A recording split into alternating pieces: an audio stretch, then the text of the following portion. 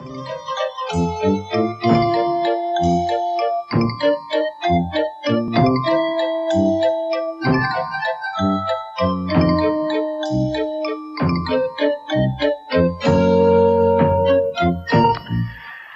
I think this piece goes up here. Yes, it does. Good. And that leaves just one piece. So that must go, Here. Oh, yes, there. It doesn't fit. Try the other way round. All right. Not you, magician, the piece of jigsaw. Oh, yes, of course. I see what you mean. There we are. Fits. Well, that's the jigsaw finished. What shall we do next? Well, what would you like to do? Me? I'd like to go out and play. It sounds as if it's still raining outside. Yes, it is. It's raining harder than ever. If we went out, we'd get soaked. So what shall we do then? What about a game of Snap? Snap! We've had 10 games of Snap already. I suppose you're right. What shall we do? What'll we do? What'll we do? I must confess I haven't got a clue. What'll we do? Oh, what'll we do? Make a suggestion. Shall I get the drafts and play a game or two? Always lose. What'll we do? You asking me? What'll we do? Will you try? Shall we make something with egg boxes and glue? Is that the best you can do? Well, it cannot be denied that we tried and tried and tried, but still we can't decide what to do. What'll we do? Be-do, be-do. What'll we do? It's a problem. Shall we take a red balloon and paint it blue? Must be desperate. What'll we do? I don't know. Oh, what'll we do? I still don't know.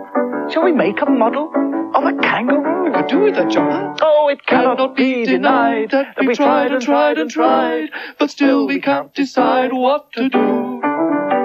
I've got it. What? We'll find out what happened to the Iron Boy and the Sandalwood Girl in the country of Zorn. Now, that's something I'd really like to do. Then let's do it. Where's my map of the country of Zorn?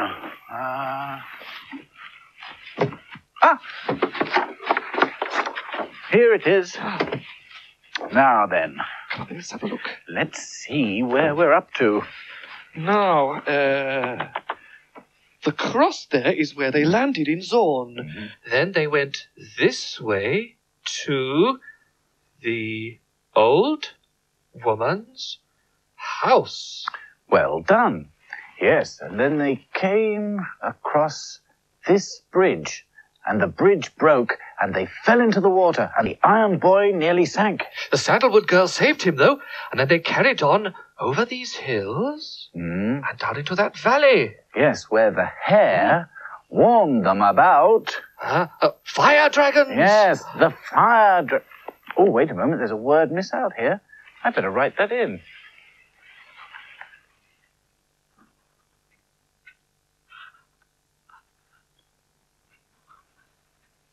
The fire dragons. They set fire to the grass. Yes, but the Iron Boy and the Sandalwood Girl managed to reach this river.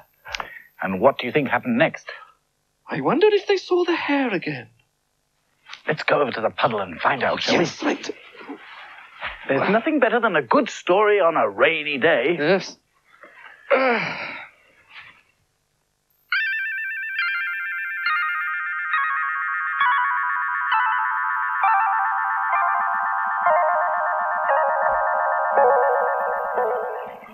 As the Iron Boy and the Sandalwood Girl sat among the rocks in the middle of the river, watching the grass, they heard a soft voice calling out to them. They turned and saw the hare sitting on a rock. "You were just in time," said the hare. "The fire dragons have set fire to the grass all along the bank." "Which way must we go now, hare?"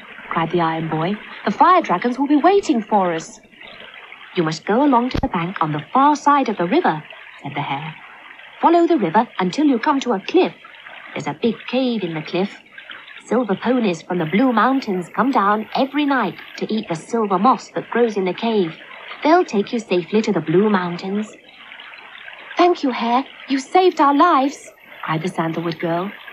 But the Hare didn't stay to listen. She went on across the river, jumping from rock to rock. The Iron Boy and the Sandalwood Girl followed the Hare slowly across the river. There were no fire dragons on the far bank, and they climbed out and walked along it just as the Hare had said. The sun was beginning to set, when at last they turned a corner and saw a great cliff and a big cave ahead of them. The cave shone with a faint silver light. They went across to the cave and saw the silver moss growing on the walls, shining like silver fire. They were very tired. They sat down in the mouth of the cave and waited. The sun set and the moon came up and shone down into the cave. The Sandalwood Girl was so tired that she'd gone to sleep when the Iron Boy suddenly gripped her arm and whispered, "Look!" 3 silver ponies were flying high over the river. The moonlight shone on their wings. As the Iron Boy and the Sandalwood Girl watched, the ponies flew down and landed in the mouth of the cave. "Ponies! Silver ponies!" said the Sandalwood Girl softly. The ponies were startled at first, but the Sandalwood Girl spoke so softly they didn't fly away. "Ponies, silver ponies," said the Sandalwood Girl.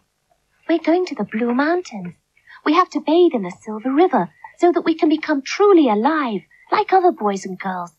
But the fire dragons would drive us back. Will you take us there?" "We'll take you," said one of the ponies.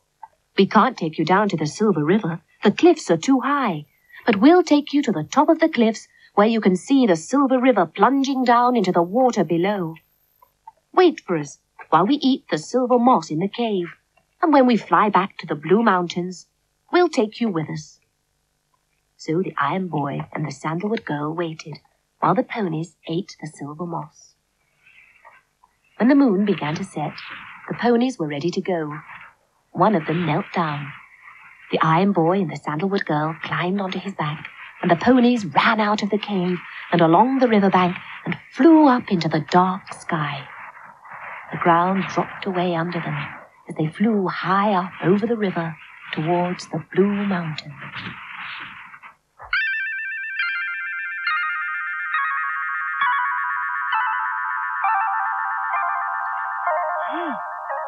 What happened when they got there?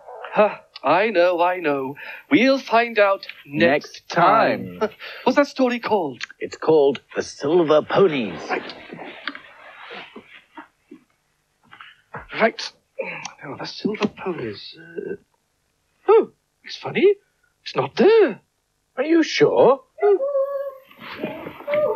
Hello, Auntie Flo. Oh, hello, Richie. Hello. Hello. It's pouring with rain outside. I know. You are very wise to stay indoors. Lovely to see you, Auntie Flo, and you're just in time to help us. Oh, help you do what? Find a book. It's called The Silver Ponies. I can't find it anywhere. Ah, and, where should it be? It should be on my bookshelves there, but it isn't. I think I know where it might be. Where? In the gazebo, in the garden. You often keep some of your books out there, don't you? Ah, yes. I expect that's where it is. It isn't, you know. Oh? How can you be so sure? I can be sure because I know exactly where it is. Yeah.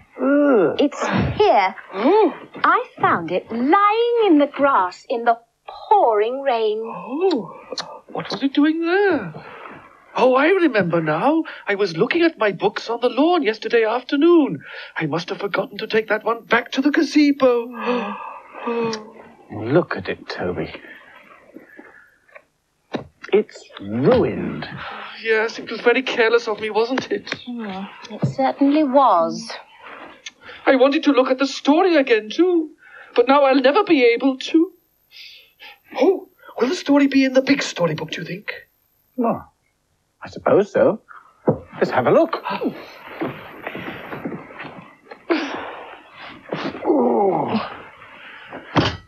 Here we are. Pencils and paper, pens and ink, the words shall appear before you can blink.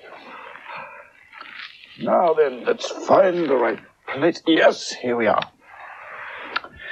Now then, The Iron Boy and the Sandalwood Girl were walking along the riverbank looking for a cave in a big cliff. You see, Auntie Flo, the hare had told them that they would find some silver ponies there, and the ponies would take them to the Blue Mountains. Oh, I see. And did they find the cave? Yes, and you'll never guess what was growing on the walls of the cave. Silver moss. Yes. Well done, Cauldron. Have you been listening to the story? Yes, I like stories. Well, here's a picture of the cave, you see? And there's the silver moss growing on the walls. The Iron Boy and the Sandalwood Girl waited and waited, and then they saw... Ponies! Silver ponies! Yes, how many of them? I can't remember. Well then, count them. 1, 2, 3. Good. And can you read what's written underneath? Here? 3. 3 silver ponies were flying high over the river. Well done. And then what happened? Well, the ponies said that they would take the Iron Boy and the Sandalwood Girl to the Blue Mountains. And off they flew. I can't wait to hear what happened next. Yes, it's a lovely story, isn't it? What a pity I won't be able to read it whenever I want. You see, this book's too heavy for me to open. Yes, well, perhaps the magician can make you another little book with that story in it. Oh, that would be kind. And I promise I won't leave it out in the rain. All right then. Let's do it. Good. Now, we've made this spell before, and we used... Something made of paper. That's right, Cauldron. Paper, because books are made of paper. Ah, here's a paper hat. That will do nicely. Now, we also used colours beginning with B for book. Well, there are lots of colours beginning with B. Blue, brown, black... Beige. Beige? I've never heard of that. Now, this is beige. There. A beige bag. Right. There. And a most charming bag, too. Now, the tune for this spell goes... Pom, pom, pom, pom, pom. So it does. Thank you, Cauldron. Right, all together then. Pom, pom, pom, pom, pom. Oh, mustn't forget the magic clap. No. Right. And now, the magic rhyme.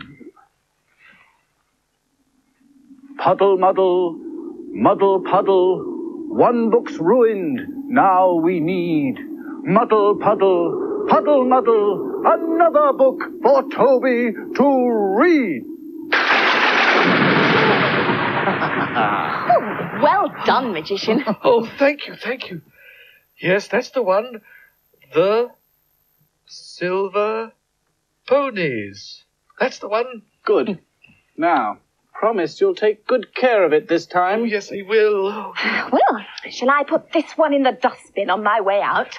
Oh, yes, you can. Oh, no, don't. I'd like to keep it. Oh, but it's ruined, Toby. What do you want it for? Well, every time I look at it, it will remind me of what happens when you don't look after your books. Oh, well, that's true. That's a good idea, Toby. You going now? Bye-bye. You know, it's a shame. Your book didn't have one of these to keep it dry. That's a good idea, magician.